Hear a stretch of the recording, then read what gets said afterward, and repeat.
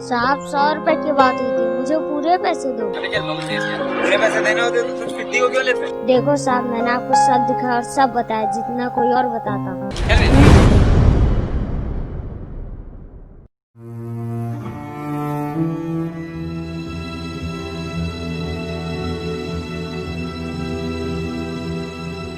Okay, documents mail कर देना। Bye bye. Excuse me, where is the guide? I am the English guide. तुम कैसे?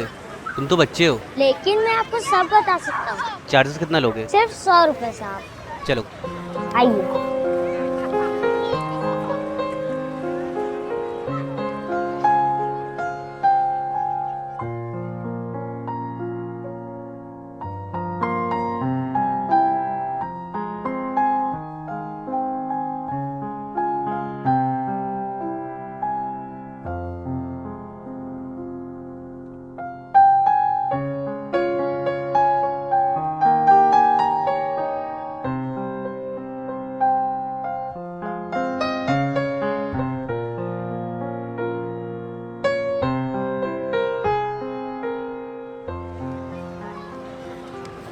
यार dustbin कहाँ पर है? क्या साहब, यहीं कहीं डाल दीजिए।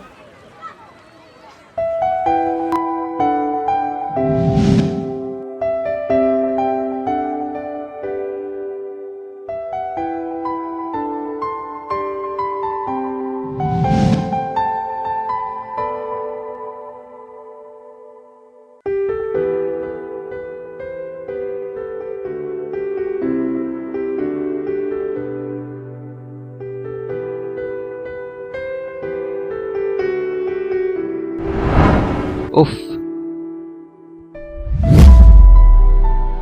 क्या हुआ साहब? क्यों साहब? कुछ नहीं, वो मुझे अपने दादाजी को दिखाना है। क्या मतलब? तुम नहीं समझोगे, चलो।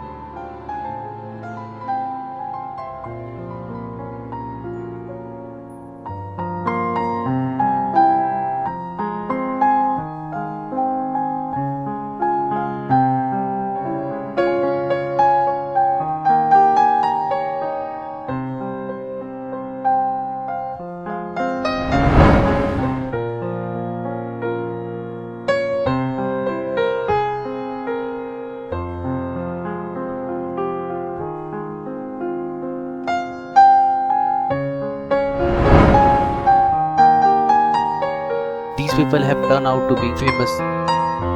Foolish man.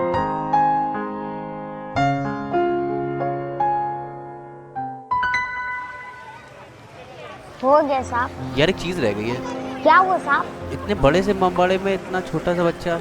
अम्मी के लिए। अम्मी के लिए? क्या मतलब? मेरी अम्मी बीमार है, उन्हें कैंसर है। मतलब तुम्हारे पापा? मैंने उन्हें कभी नहीं देखा। ये लो तुम्हारे पैसे। साहब आपके पैसे। नहीं, ये रख लो, तुम्हारी अम्मी ठीक हो जाएंगी।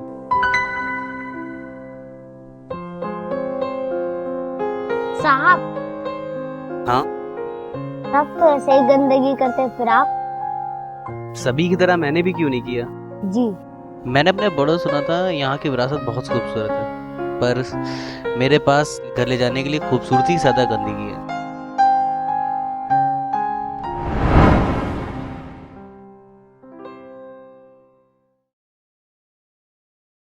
क्या आप पान खाकर अपने घर में थूक देते हैं? क्या आप केला खाकर उसका छिलका बिस्तर पर फेंक देते हैं? क्या आप स्नैक्स खाकर उसका पैकेट अलमारी पर डालते हैं? नहीं ना, मैं भी नहीं। तो फिर अपनी ही ऐतिहासिक इमारतों पर, सड़कों, बस स्टैंड्स या रेलवे स्टेशन पर कहीं भी थूक देना कहाँ तक जायज़ है? क्यों अपने ही देश को इतना गंदा करते हैं जितना कि एक जानवर भी नहीं? जिस देश की विरासत और उसकी संस्कृति की सारी दुनिया मिसाल देती है, उसी देश में वहीं के लोगों की नज़रों में उस देश की कोई कद्र नहीं रही। अपने लवर्स का नाम इन धरोहरों की दीवारों पर लिखकर आपका प्यार अमर नहीं हो जाता, बल्कि हर आने जाने वाले के हंसने का सबब बन जाता है। लोग गवर्नमेंट को गालियाँ देने से नहीं चूकते कि वो कुछ नहीं करती।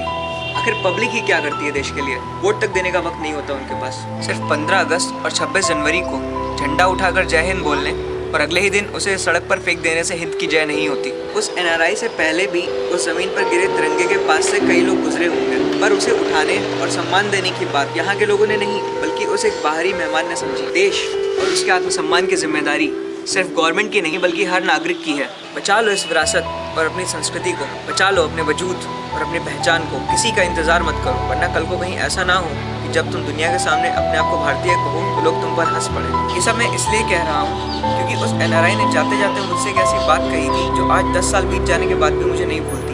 वो बात जो मुझे ही नहीं बल्कि हर भारतीय को अपनी जिम्मेदारियों का एहसास कराती है। जानते हो उसने मुझसे क्या कहा था?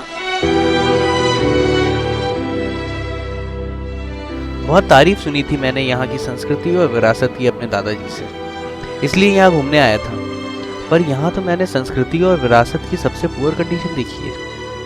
यहाँ के लोगों को ही अपनी सभ्यता और विरासत का मजाक उड़ाते देखा है। देखो ना, तुम्हारे ही देश में तुम्हारा देश मेरे पैरों के नीचे आते आते बचा।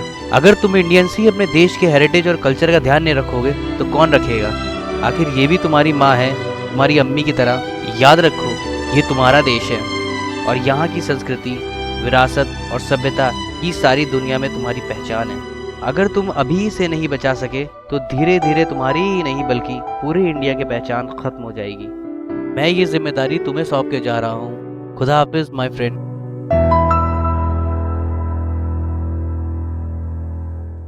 It's only in some places in India you can see that. ये एक बहुत बड़ी प्रॉब्लम है।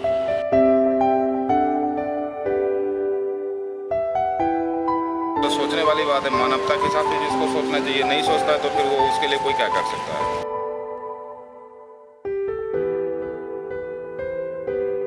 1100-1200 लोग आते हैं रोजाना।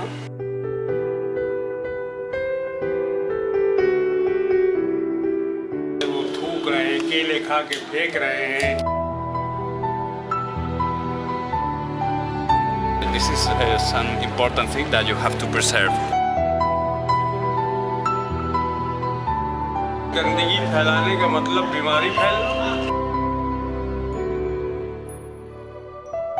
जब आते हो तो डस्टबिन जो रखे हुए हैं आप उनका इस्तेमाल कीजिए, उनमें डालिए गंदगी।